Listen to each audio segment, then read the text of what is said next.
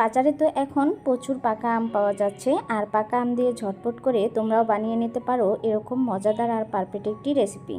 আসসালামু আলাইকুম এভরিওয়ান, কেমন আছো তোমরা সবাই? যে যেখান থেকে আমার ভিডিওটি দেখছো, আশা করি সবাই অনেক ভালো আছো। আজকে পাকা আমের মজাদার একটি রেসিপি তোমাদের সাথে শেয়ার করছি। আশা করি আমার এই সহজ রেসিপিটি তোমাদের কাছে ভালো লাগবে, আর লাইক দিয়ে পুরো ভিডিওটি দেখে নেবে। দেখো, প্রথমে একটা মিক্সিং বাটি নিয়েছি, আর এর মধ্যে পরিমাণ মতো পানি দিয়ে নিয়েছি, স্বাদ মতো লবণ দিয়ে নিয়েছি, আর দিয়ে নিয়েছি 1 টেবিল চামচ চিনি।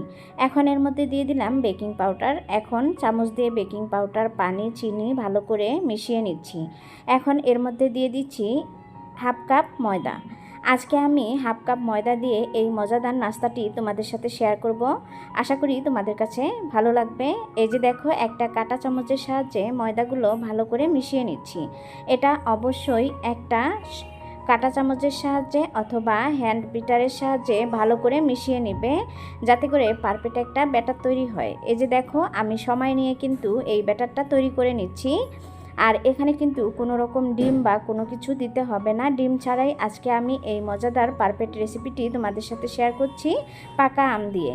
এই যে আমি চামচ দিয়ে মিশিয়ে নিয়েছি। আমার মনে হয়েছে চামচ দিয়ে পারফেক্ট হয়নি, সেজন্য একটা হ্যান্ড বিটারের সাহায্যে ভালো করে মিশিয়ে নিচ্ছি। একটু সময় নিয়ে, আবারও বলছি, ধৈর্য ধরে ব্যাটারটা তৈরি করে নেবে। এতে করে যে নাস্তাটা বানাবা সেটা কিন্তু অনেকটাই পারফেক্ট হবে। দেখো, আমি অনেকক্ষণ সময় নিয়ে কিন্তু ব্যাটারটা এই যে গুলিয়ে নিচ্ছি। এতে করে অনেকটাই পারফেক্ট হয়েছে, তোমরা দেখেই বুঝতে পারছো। এখন একটা চামচের সাহায্যে তোমাদেরকে দেখিয়ে দিচ্ছি এই ব্যাটারটার ঘনত্বটা কেমন রেখেছি। এই যে দেখো, আমার ব্যাটারটা কিন্তু রেডি, পারফেক্টভাবে আমি করে নিয়েছি, তোমরা দেখেই বুঝতে পারছো। এখন চলে যাব চুলায়। ব্যাটারটা এক সাইডে ঢাকনা দিয়ে ঢেকে আমি রেখে দিব। আমি একটা পুর রেডি করে নেব। এর জন্য আমি একটা বাটিতে পাকা আমের পিউরি নিয়েছি, আর আমের পিউরিটা আমি ব্লেন্ডার জারে ব্লেন্ড করে নিয়েছি। এখন চুলায় আমি একটা টপার বসিয়ে দিয়েছি, আর আমের পিউরিটা এর মধ্যে দিয়ে দিলাম। আমের মধ্যে কিন্তু প্রচুর পরিমাণে মিষ্টি আছে, আর সেজন্য আমি এর মধ্যে চিনিটা কমিয়ে দিব। প্রথমে আমি স্বাদ মতো লবণ দিয়ে নিয়েছি, আর এখানে আমি 2 টেবিল চামচ চিনি দিয়ে নিয়েছি। চিনি, লবণ আর আমের পিউরি ভালো করে মিশিয়ে নিচ্ছি।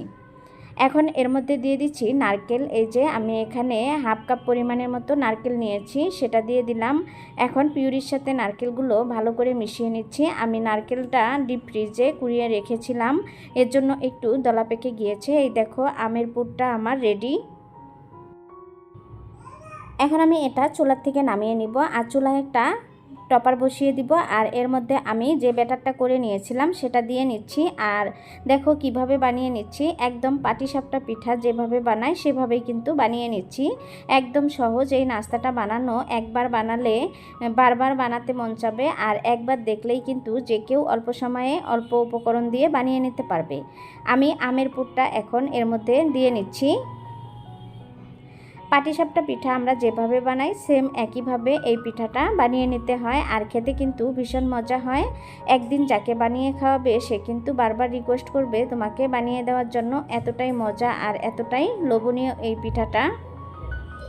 এখন তো বাজারে প্রচুর পরিমাণের পাকা আম পাওয়া যাচ্ছে, তাই আর দেরি না করে ঝটপট করে তোমরাও বানিয়ে নিতে পারো এরকম মজার পিঠা রেসিপি।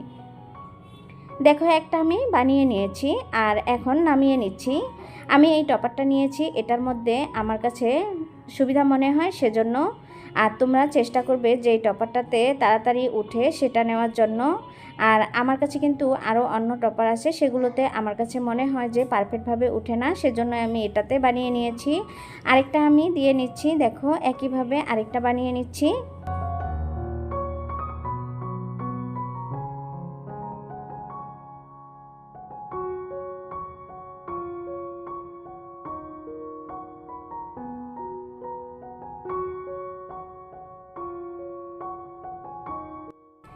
দেখো, আমার একইভাবে আরেকটাও বানিয়ে নেওয়া শেষ। এখন আমি আরেকটা অন্য কালারের ব্যাটার তৈরি করে নিয়েছি। এখানে আমি সামান্য কিছু আমের পিউরি অ্যাড করে দিয়েছিলাম, সেজন্য এরকম কালার হয়েছে। আর এরকম কালার করে আমি আরেকটা বানিয়ে নিচ্ছি। আর আগে যে পিঠাটা বানিয়ে নিয়েছি সেটা এর মধ্যে দিয়ে তারপর ভাঁজ দিয়ে দিচ্ছি, আর এভাবে লেয়ারযুক্ত পিঠাটা তৈরি হবে। দেখো, আমি এই পিঠাটাও বানিয়ে নিয়েছি। একইভাবে আমি আরেকটা পিঠাও বানিয়ে নিচ্ছি। ভিডিওটি দেখছো কিন্তু লাইক দিতে ভুলে গিয়েছো, প্লিজ লাইক দিয়ে ভিডিওটি কন্টিনিউ করবে। তোমাদের একটা লাইক কমেন্ট আমার ভিডিওটি অন্য সকলের কাছে পৌঁছাতে অনেকটাই সাহায্য করে। আমি প্রতিদিনই তোমাদের মাঝে নতুন নতুন কিছু রেসিপি নিয়ে হাজির হয়ে যাই। আশা করি আমার এই সহজ রেসিপিগুলো তোমাদের কাছে ভালো লাগে। দেখো আমি আরেকটা বানিয়ে নিয়েছি, আর এটার উপর দিয়ে আমি যে আগে বানিয়ে নিয়েছিলাম সেটা দিয়ে দিচ্ছি। আমি কয়েকটা লেয়ারযুক্ত এই নাস্তাটি বানিয়ে নিচ্ছি, তোমরাও চাইলে এভাবে বানিয়ে নিতে পারো। হাতে যদি সময় না থাকে তাহলে কিন্তু এই নাস্তাটি বানিয়ে বাচ্চাদের স্কুলের টিফিনে দিয়ে দিতে পারো। টিফিন বক্স খালি আসবে না, আমি তোমাদেরকে কথা দিচ্ছি, এতটাই মজাদার হয় এই নাস্তাটি। দেখো আমি একটা বানিয়ে নিয়েছি আর তুলে নিয়েছি, আর অফ ক্যামেরায় আমি আরেকটা বানিয়ে নিয়েছি। একটা প্লেটে তুলে নিচ্ছি। একইভাবে আমি আরেকটা বানিয়ে নিয়েছি, এই যে দেখো। এই নাস্তাটা বানালে অবশ্যই পরিমাণে একটু বেশি করে বানাবে, তাহলে কিন্তু দেখবে যে সবাই পরিমাণ মতো খেতে পারবে। আর যদি অল্প করে বানাও তাহলে কিন্তু দেখবে যে এই নাস্তাটা নিয়ে কাড়াকাড়ি শুরু হয়ে যাবে। এতটাই মজাদার আর এতটাই লোভনীয়। আমের পুর ভরা এই মজাদার নাস্তার রেসিপিটি এখন আমি দেখো কেটে নিয়েছি। তোমরা তোমাদের মন মতো করে কতটুকু মোটা করে কাটবে সেটা কেটে নিতে পারো। এই যে দেখো ভিতরে কিন্তু পুর ভরা। দেশ এবং দেশের বাহিরে যে সকল ভাইয়া আপু আঙ্কেল আন্টিরা আমার ভিডিওটি দেখছো সবাইকে অসংখ্য ধন্যবাদ। আমার চ্যানেলে যদি কোনো নতুন বন্ধু এসে থাকো তাহলে ভালোবেসে আমার চ্যানেলটি সাবস্ক্রাইব করে দিয়ে পাশে থাকা বেল আইকনটি অন করে রেখে দিবে। আমি যে সময় নতুন ভিডিও আপলোড করব তোমাদের কাছে নোটিফিকেশন চলে যাবে। সময় সুযোগ বুঝে আমার ভিডিওগুলো দেখে নিতে পারবে, আমিও চলে যাব তোমাদের পরিবারে। ভিডিওটি ভালো লাগলে ফ্রেন্ড এবং ফ্যামিলির সাথে শেয়ার করে দিবে, তাদেরকেও দেখার সুযোগ করে দিবে। আজ এ পর্যন্ত, আবারও কথা হবে অন্য কোনো ভিডিওতে। এ পর্যন্ত ভালো থাকবে, সুস্থ থাকবে। আল্লাহ হাফেজ।